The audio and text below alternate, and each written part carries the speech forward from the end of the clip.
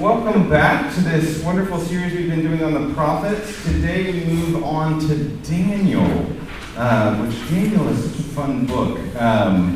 Similar to what we've had with the other books, I mean, there's too much in these to read in 45 minutes to get the full effect. So what we're going to try and do is give a lens to which you can go back and do your own homework and read Daniel and hopefully take a little bit away from it. And as our kind of guide and starting point, we've been using the St. John's Bible, which we have here as sort of our...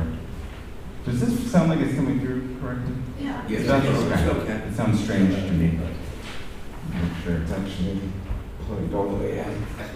That sounds a little better, right? Yeah. Okay, there we go. I was just hearing the bass. All I could hear was my treble, and that's not good.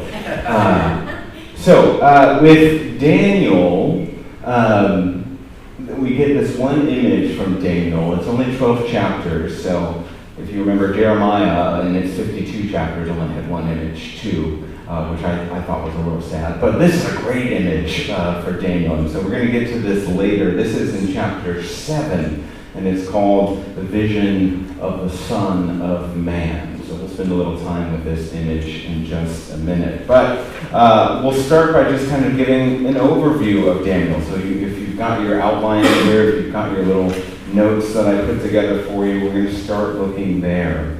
So Daniel kind of falls in a weird category. So Christian tradition understands it as one of the prophetic voices, and we'll certainly see that in the latter half of Daniel.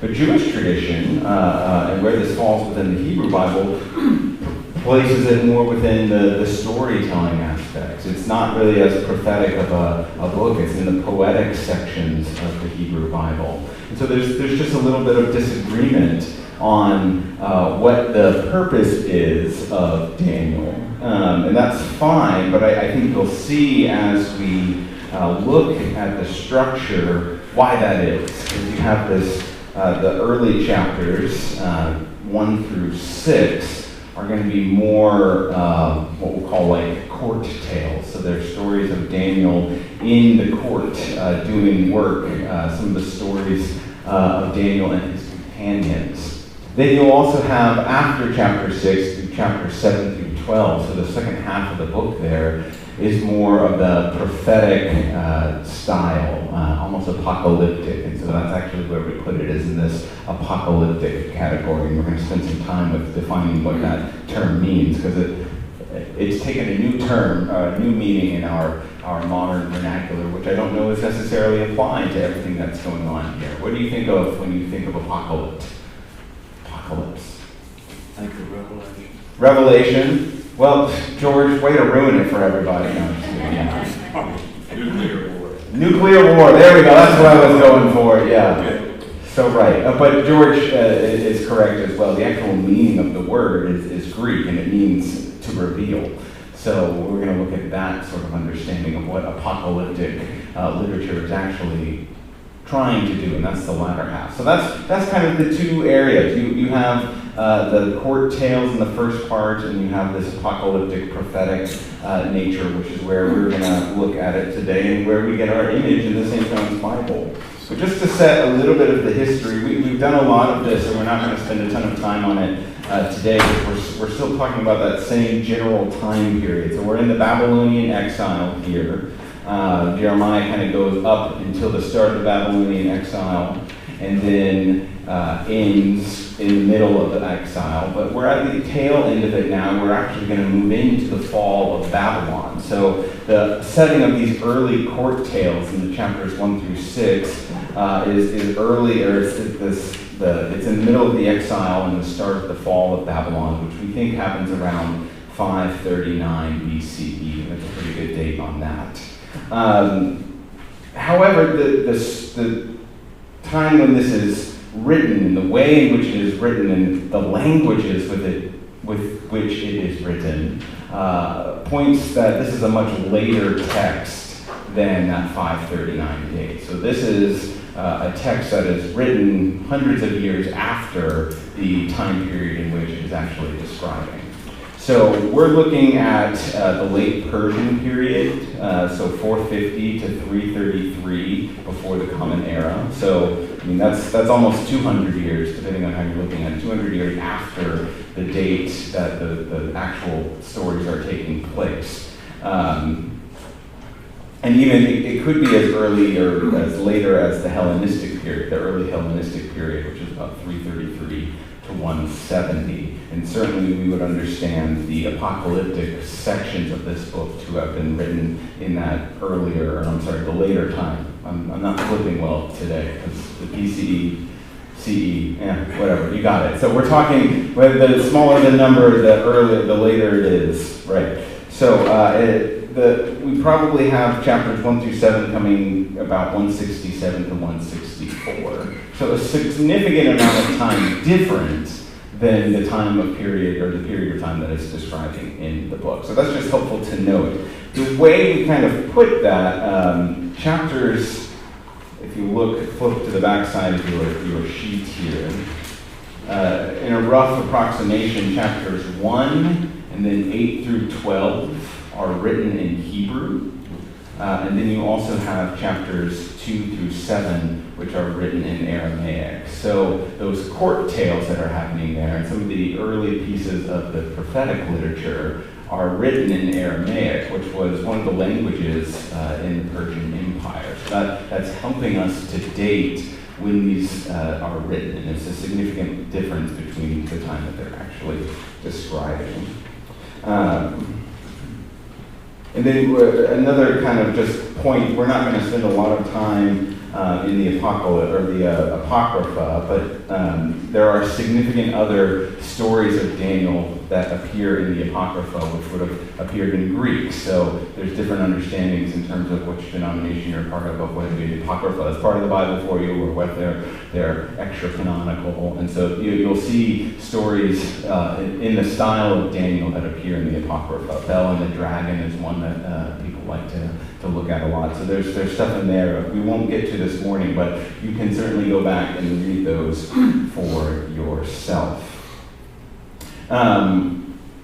Let's get into the story, though. So that's some of the history and the context, which is a little bit removed from when the stories are actually taking place and what's going on in the narrative. But it'll certainly inform why the stories are being written. But we've got Daniel. So Daniel is sort of our main character, and he's kind of taking on like if you've ever read Jack Tales, or know these sort of folk tale sort of motifs. He's playing into that a little bit. He is this character that is living in the diaspora. So all of the story, all of the characters in Daniel are living in the Babylonian diaspora. So they would have been royal descendants of Israel, and they're a bit of the crisis of identity. So let's look at that real quick. We're going to start with Daniel. What's my number here? 1, 3, 4. So then the king commanded his palace master Ashpenaz to bring some of the Israelites of the royal family and of the nobility, young men without physical defect and handsome, versed in every branch of wisdom, endowed with knowledge and insight, and competent to serve in the king's palace. They were to be taught the literature and the language of the Chaldeans, and the king assigned them a daily portion of the royal rations of food and wine. They were to be educated for 3 years, so that at the end of that time they could be stationed in the king's court. Among them were Daniel, Hananiah, Mishael, Azariah, from the tribe of Judah. The palace master gave them other names. Daniel, he is to be called Belteshazzar. Hananiah, he is called Shadrach. Mishael is called Meshach. And Azariah, he called Abednego. So we've already got in this very first section of Daniel this both placing who our main characters are, who we'll see in the later chapters, especially in the court tales that we're looking at. But it's also setting up this crisis of identity. So these are people that are living in the diaspora. This is the tribe of Judah, the people of Israel that have been removed from their land. As Noah mentioned last week, I mean, the idea of the decimation of the entire culture was to remove the people that had power and influence and get them out so that they could not claim power and influence in the land, so that the occupying force could be there and be the rulers. And so they removed the powerful and put them into captivity in Babylon. So that's what you see here, especially in this first kind of this section here. Young men without physical defect and handsome, versed in every branch of wisdom, endowed with knowledge and insight. So these are smart people. These are people that can learn, people that are powerful and would have been prized. And so taking them and assimilating them into the culture, that's part of what's happening here. And it's also a removal of their identity. It's not just an issue of pronunciation. In removing their names, they're removing their identity. So having Daniel being called Belteshazzar, Hananiah called Shadrach, Mishael called Meshach, Azariah called Abednego, it's a removal of their identities. And so you'll see as it moves through the stories here, it goes back and forth. In some instances, they're called by their Israelite name. In some instances, they're called by their Babylonian name. And so it can be confusing, but it's just we need to set that up. But I also think it speaks to this dual nature of their being, because part of what exile is exile from language. It's exile from their status, exile from class, from location, from their diet, from their culture, their religious practices, and even to take their name away is something that's happening here. And so this is a powerful section. It's not just changing their names, it's changing their identity, and it's speaking to how they have to live within captivity, how they have to live as part of the diaspora. So this is an important section to kind of set that up. So Daniel presents a story of oppression. And so that's kind of what the point of these court tales is how does Daniel, how does the diaspora respond to the difficult times that they are in? And that's where we get these court tales. So turn back to your helpful little cheat sheet here, the outline of Daniel. In these first sort of 6 chapters, which we're going to call the court tales, but they also could be called diaspora tales. But these are more narrative in their form. It's where we get, or what's the one story, if you had to say, I know Daniel, what would you say? Lion's Den. The Lion's Den, that's right. So that's where we get Daniel's in the Lion's Den. They're set up into different areas of contest and conflict. So a contest story is one that proves that Daniel's God is better than the other's God. So it's this contest between the gods of Babylon, the kings and rulers of Babylon, and then the God of Daniel. So Yahweh, the Israelite tradition, the Jewish tradition, the one true God, the monotheistic one true God in these contest stories. So we'll see that in chapter 1, we'll see that in chapter 2, chapter 4, and chapter 5. Parts of those are different areas where we're not going to be able to read them because we've got a lot to get through with Daniel today, but they're setting up exactly that, the contest between the two. A lot of them have to deal with Daniel's interpretation of dreams, which ties him back to several Old Testament characters in the past, this whole dream thing. It's the same with Jeremiah. The interpretation of dreams for the oppressing and ruling class is an important thing, and it is part of the contest in which our God proves better than their God, because the magicians of the court can't figure it out, and it's only Daniel who comes in and can save the day, and whose God has the interpretation of what the kings are experiencing. So those are important stories of contest. We'll especially see the interpretation for Nebuchadnezzar, so those are the early stories, but you'll see at the end of the Babylonian exile, King Belshazzar comes in as well, and there's some interpretation of his dreams in chapter 5, which is the classic story of the writing on the wall, which we don't have time to get to today, but it's such a fun read of this hand that comes out, and it would be great if the St. John's Bible did that one, but they didn't for us. But this is a fanciful tale that's really fun to read. The stories of conflict are a little more important. We might have a little bit more time to look at these, but it sets up, again, some of these diaspora tales of saying, what does it mean for these oppressed people to be living in captivity, in the diaspora? And so the conflict then is that because of their status, because of their place within this power structure of Babylon, there is a significant amount of jealousy placed upon these four characters that we get. So Daniel, Meshach, Shadrach, and Abednego, which is that's the classic names they use in chapter 3. But both of the stories in chapter 3 and chapter 6 sort of set up this idea that there are jealous observers, and they're creating the conflict because of the religious observations of Daniel's and his companions, is what we get. But I also would say that it's fear of the migrant. That's what's happening here. It's that there's this powerful and really capable person coming in that is not part of the traditions and the place of the ruling class. And so there's this innate fear that comes from them. I don't know if that has any application to us today, but it certainly is here. So this idea of fear of the migrant, fear of the unknown, fear of those that differ from us is what is happening here. So we see this. Let's spend some time maybe just looking quickly at chapter 3, if we can do some reading here. This is the story of Meshach, Shadrach, and Abednego. Does anybody know the song that it's a classical jazz song? Meshach, Abednego. Fantastic. I didn't have to sing it. Right there for us. Thank you. I mean, that's what's been ringing in my head all week. It won't go away.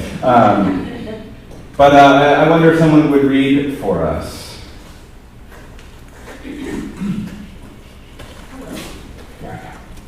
And just keep the mic and pass it around, because we'll get to some other things too that need to be read. Let me find us a good spot here. I don't think we'll start right here.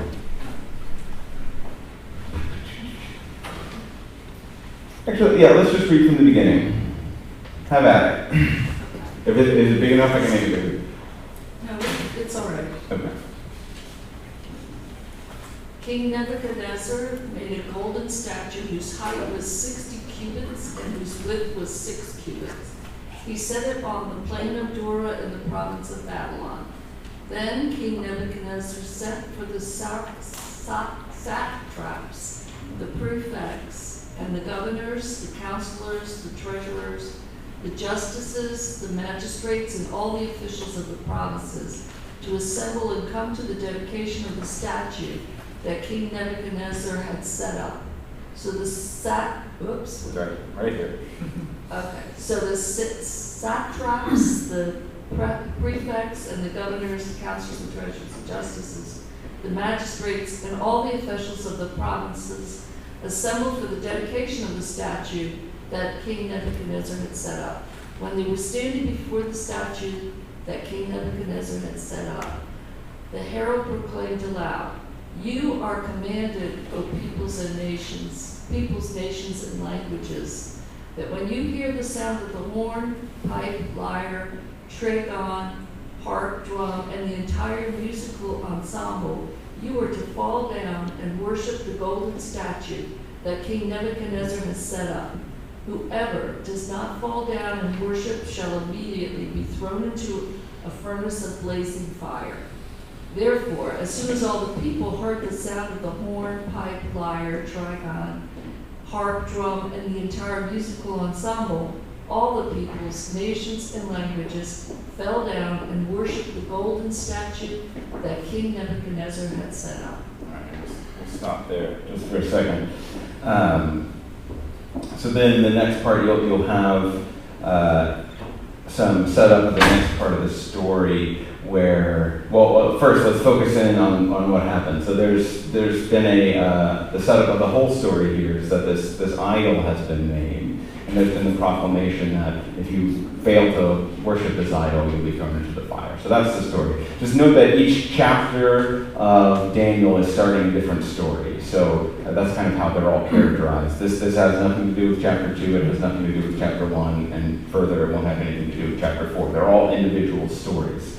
And so we're setting up here this idea of the idol, the golden idol, and then we get to the jealousy piece, which has happened here. There are certain Jews whom you have appointed over the affairs of the province of Babylon, Shadrach, Meshach, and Abednego. These pay no heed to you, O king. They do not serve your gods, and they do not worship the golden statue that you have set up. So Nebuchadnezzar goes into a rage. He questions them. He says, is it true, O Shadrach, Meshach, Abednego, that you do not serve my gods and you do not worship the golden statue that I have set up? Now, if you are ready when you hear the sound of the horn, the pipe, the lyre, the trigon, the harp, the drum, the entire musical ensemble to fall down and worship the statue that I have made, well and good. But if you do not worship, you shall immediately be thrown into a furnace of burning fire. And who is the God that will deliver you out of my hands? You see that right there? We're setting up this story of contest, of conflict. So there's a little bit of overlap in these definitions. And of course they say no. No, we're not going to do that, Nebuchadnezzar. And so that sets up the scene, the fiery furnace. Now, Nebuchadnezzar is actually angry in this story, which is so interesting, because he's not angry at Meshach, Shadrach, and Abednego, except that they won't worship his idol, but he's actually angry that his precepts, his satraps, and whatever words they use there, that they've set this up to catch Meshach, Shadrach, and Abednego in this, because they're good advisors, they're doing good work, and so he realizes that he's in a trap, but he still has to go forward with it. So let's pick up here at 3:19, if someone would read with the mic. Thank you. Where are we? Right here. Then Nebuchadnezzar. Then Nebuchadnezzar was so filled with rage against Shadrach, Meshach, and Abednego that his face was distorted.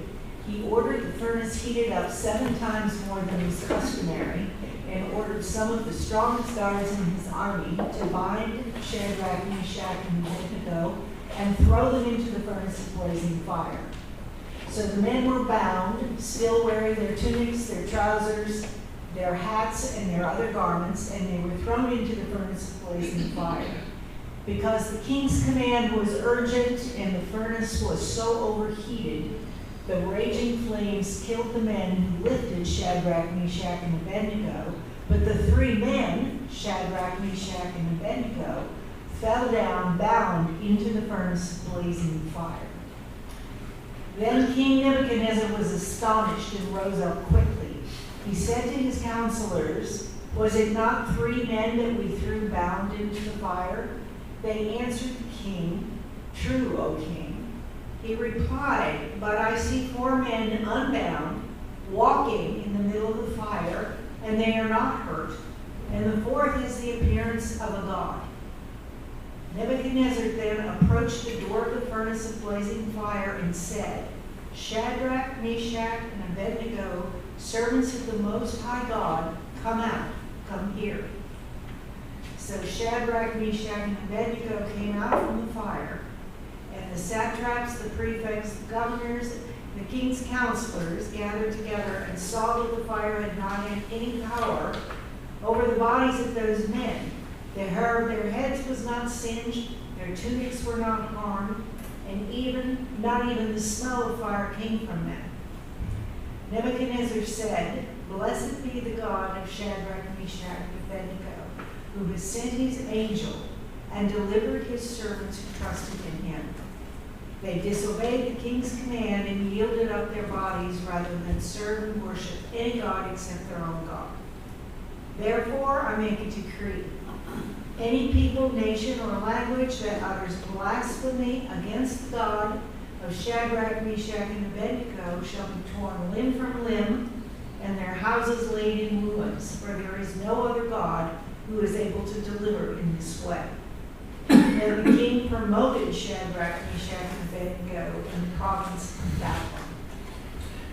Yeah, so, thank you. There's lots going on here, but I mean, I think the things I want to point out before we move on to some of the more apocalyptic nature, because that's where I want to spend the rest of our time. But these are tales that, especially considering that they are written much later than the stories they're actually telling, you know, again, 200 to 300 years later, they're stories of like, what is the ideal response for someone that is facing oppression in this way? And that the ideal response is, of course, devotion to God, unfailing devotion. And so this back and forth of saying, well, I'm dealing with something that is unlawful or crazy or not within their right mind. And that's actually what's happening in all of these court tales, is that the oppressors are being painted as crazy and out of their minds. And, you know, who heats up something 7 times more than it needs to, just in this murderous sort of rage. That's what's happening here. So it doesn't read as comedy, but there's certainly some comedic effects to what is going on here. It's painting Nebuchadnezzar as this crazy person.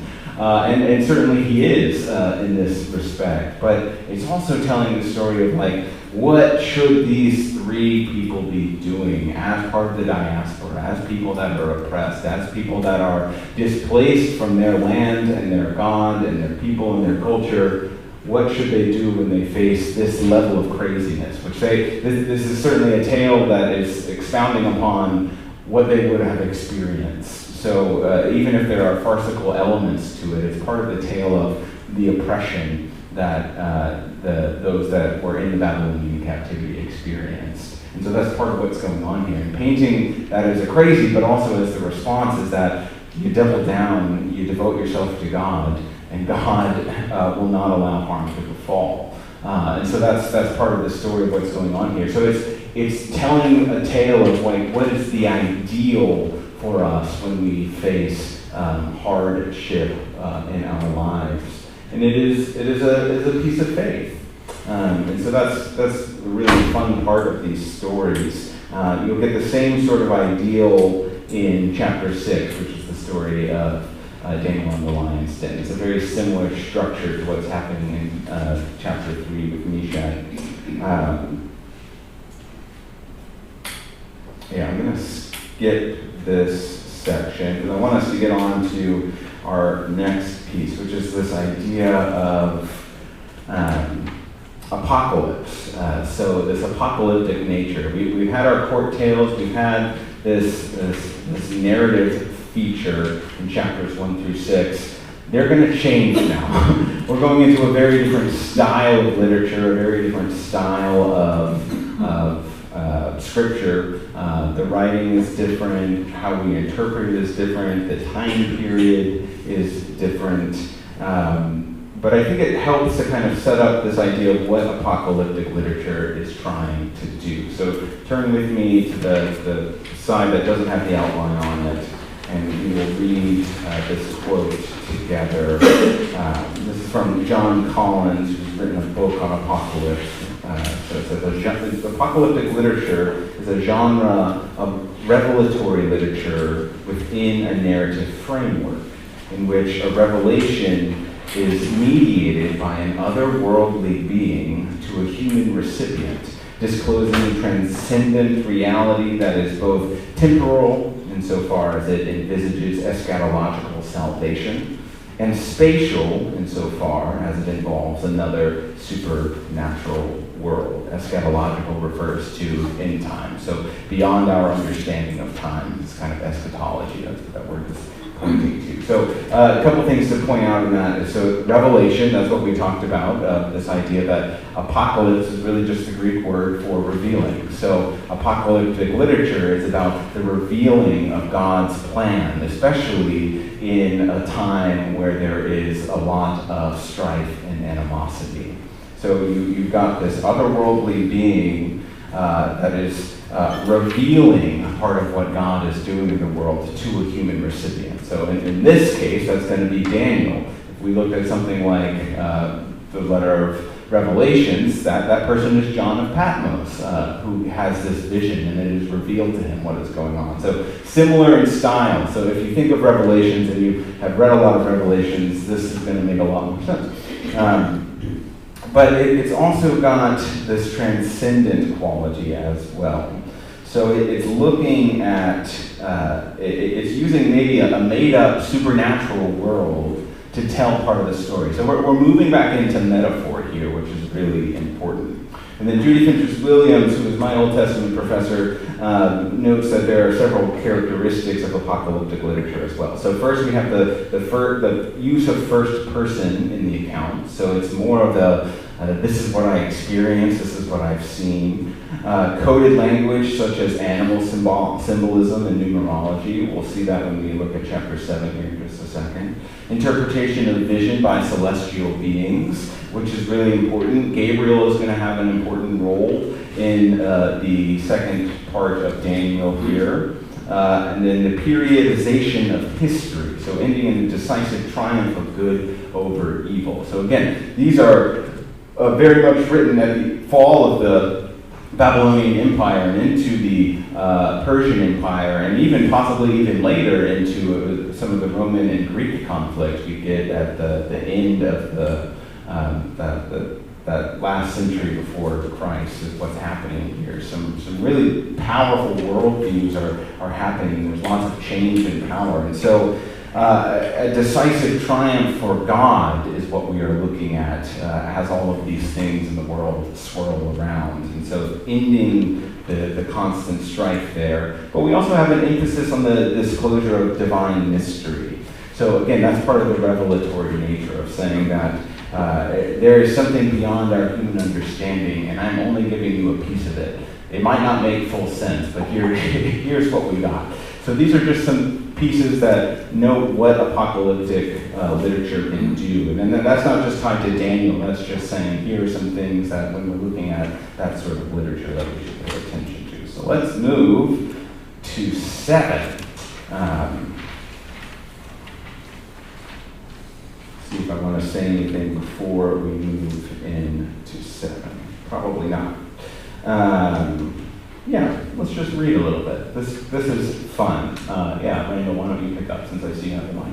Sure. In the first year of King Belshazzar of Babylon, Daniel had a dream and visions of his head as he lay in bed. Then he wrote down the dream. I, Daniel, saw in my vision by night the 4 winds of heaven stirring up the great sea, and 4 great beasts came up out of the sea, different from one another.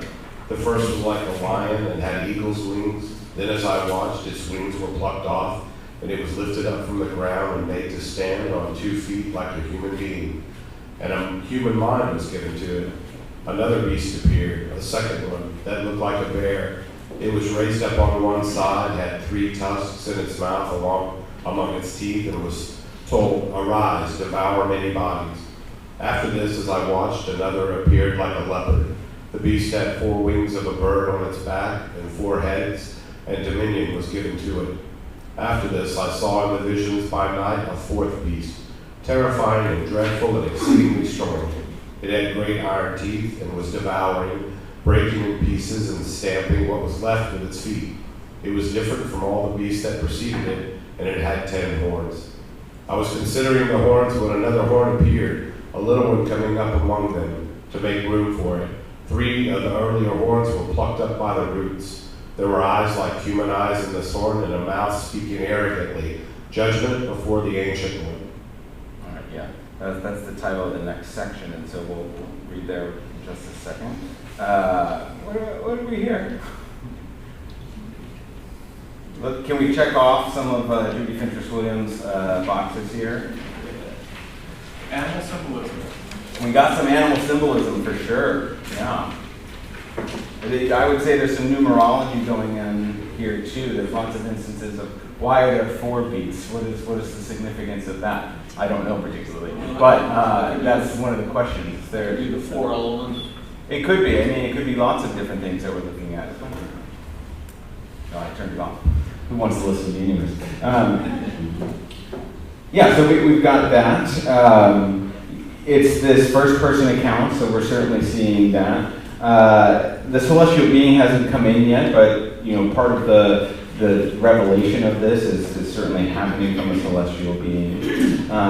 We'll read more and we'll check off some of these other pieces as well, but we're about to get into a really important part. So if we want to pass the mic, we will pick up with verse 9 here, chapter 7. Who's got the mic? Okay, there we go. Okay. As I watched, thrones were set in place, and an ancient one took his throne. His clothing was white as snow, and the hair of his head like pure wool. His throne was fiery flames, and its wheels were burning fire. A stream of fire issued and flowed out from his presence. 1,000,000 served him, and 10,000 times 10,000 stood attending him. The court sat in judgment, and the books were opened. I watched then because of the noise of the arrogant words that the horn was speaking. And as I watched, the beast was put to death, and its body destroyed and given over to be burned with fire. As for the rest of the beasts, their dominion was taken away, but their lives were prolonged for a season and a time. As I watched in the night visions, I saw one like a human being coming with the clouds of heaven, and he came to the Ancient One and was presented before him. To him was given dominion and glory and kingship, that all peoples, nations, and languages should serve him. His dominion is an everlasting dominion that shall not pass away, and his kingship is one that shall never be destroyed. All right, we'll stop there. So yeah, what are people feeling about that? Shades of the Messiah. Yeah, so I mean, this is certainly used with some messianic interpretation, or certainly we would use this with messianic interpretation. But this triumph of good and evil, as we have as one of our characteristics here. So this forthcoming peace that will put all things right is certainly something that's going on. And so that's sort of what has been picked up in the St. John's Bible here. Looking at this image, let's start down here. Ooh. Yeah. Wow. So they chose a good image. If you're going to do one from Daniel, this is the image to do. This story from chapter 7 is apocalyptic nature. So we've got one of our beasts here. So we've got our animal symbolism. I don't know if you can tell on the screen here, but here's the horn. So he's kind of at an angle here, the beast, the fourth beast that's described there. He's at an angle, and then you've got the horn with the eye, which is such a powerful symbol. And we've got, within the narrative, I wish I could do a split screen easily, but we'll go up. Let's go find that piece.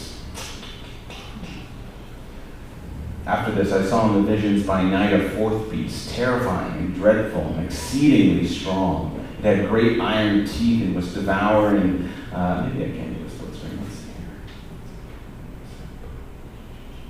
Oh no, did I close it? Here we go. Here we go.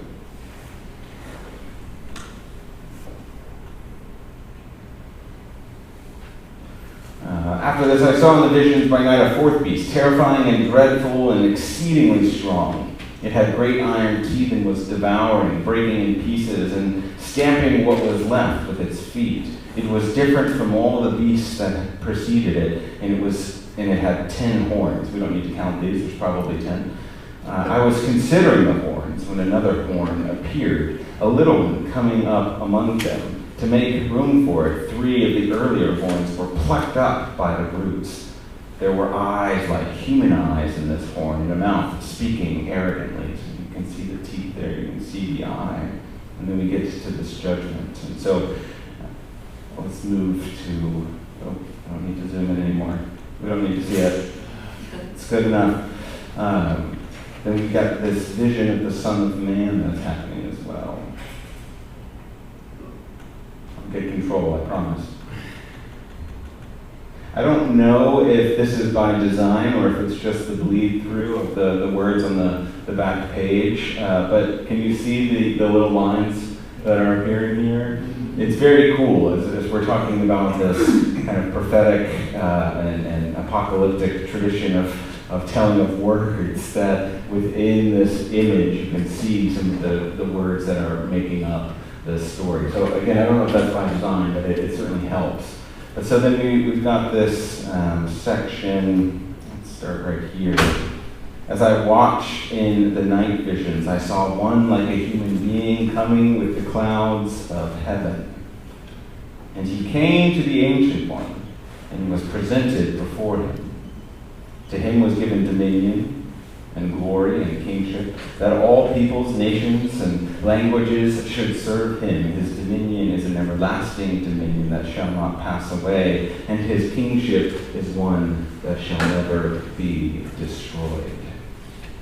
So we certainly can see in this image for us is this Jesus, this prophetic messianic calling that Jesus is this one, where his dominion is an everlasting dominion, one that will not pass away.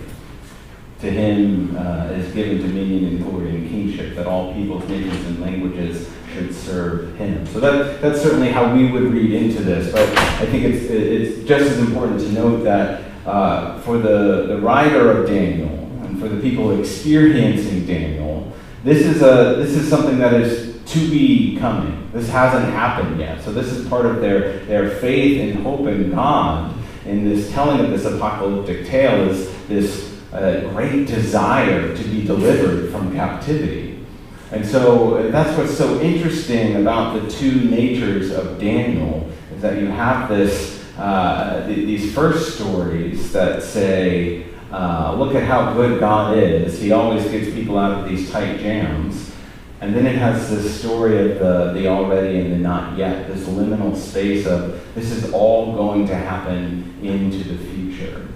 And so Daniel is actually a really important book to any sort of group of people that has been oppressed or marginalized. So you'll see Daniel used a lot in African American communities. It was used as part of the abolition of slave trade. It's used in communities where people have had to experience the same type of oppression that our four main characters in the tales experience. But it also speaks to the second half of the nature of the book, of this, why hasn't God delivered us yet? And where's the promise that God will deliver me? And so I think there's even there's a spiritual, that I can't remember the words of right now. I'll go back in my notes here. Ancient One is a reference to God? It certainly could be. I think we would have to do some more reading of it, but that's certainly one way in which it is interpreted, as the Ancient One. Yeah. This idea that if God did it then, why not now? Didn't God deliver Daniel, is one of the old spirituals that we hear. So it's this calling to the memory that God has in the past delivered his people, and to this future expectation of deliverance of me personally right now. And that's why Daniel is so powerful. I would also point you and listen as we do the Eucharistic prayers today. That's exactly what we do as we go through the recitation of salvation history. So thinking of our own eschatological implications of what we are doing. It's a recitation of what God has done for God's people in the past, and the promise of the future hope that exists as we partake in the Eucharist, as we come together as a community to one, give thanks for the Son of Man coming, but also to the future implications of, as we talk about in Advent, of this second revelation, this second advent of Christ's kingdom, where all of the goodness that God has envisioned for the world is finally put into place. So we too are sort of in that liminal space of the already and the not yet, of saying that, yes, we have experienced and we know that the love of God and Jesus Christ on the cross has brought us that salvation. yet we are not yet experiencing the world as it should be. So Daniel is a book that speaks to us as well as an already and not yet. So there's lots more that we're not going to have time to get to in these prophetic books, but this was a good kind of foray into that. And you certainly see a lot more of this idea of this kind of rebalancing of the world, this triumph of good over evil. One second, because we're just about out of time. And so it's about God's sovereignty, the transcendent working in, through, and around those that are part of what God is doing. So you'll see a lot of complex and almost hallucinogenic things that go on in the second half of the book, but they are certainly worth reading. All right, so I hope that gives you a little bit of a lens into how to read Daniel and go forth and do it, because it's a fun book. I have time for one question. Chris? The first time I had ever read the Bible all the way through, right? I thought to myself, I don't know if it could be right or not. Wow, this has already happened, all of it. Is there any way that that could be right? So certainly I think that speaks to the exact question that people are asking of the text, both in Daniel's time, but for us today, of saying that this has already happened. We can look at the points in which God has been involved in the lives of God's people, and the promise that God's goodness is outside of our full understanding. So part of what revelatory and apocalyptic literature is doing is saying, yes, this is beyond our understanding, and part of the revealing of that is part of the building of our faith, to say that this is beyond us and we will get to it, but look and see what God has done in the past. So that's a bit of how we could frame that for sure. Thanks everybody. We'll pick up next week with some more.